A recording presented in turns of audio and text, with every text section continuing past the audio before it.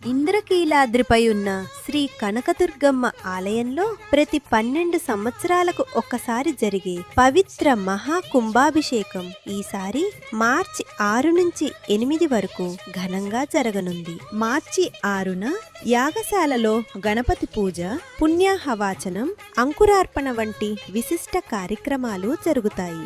మార్చి 7న పవిత్ర నదుల జలాలతో అష్టోత్తర కలశ స్థాపన, మూలమంత్ర హవనాలు నిర్వహిస్తారు. ముఖ్యమైన రోజు మార్చి 8 ఉదయం 9:34 మేషలగ్నంలో శ్రీ కనకదుర్గమ్మ ఆలయ శిఖర విమాన గోపురానికి మహాకుంభాభిషేకం జరుగుతుంది. కంచి కామకోటి పీఠాధిపతి శ్రీ శ్రీ శ్రీ శంకర విజయేంద్ర సరస్వతి స్వామివారి కరకమలాలతో పవిత్ర నదీ జలాలతో ఈ మహోత్సవం నిర్వహించబడుతుంది. ఇలాంటి అరుదైన దివ్య దర్శనం పొందే అవకాశం భక్తుల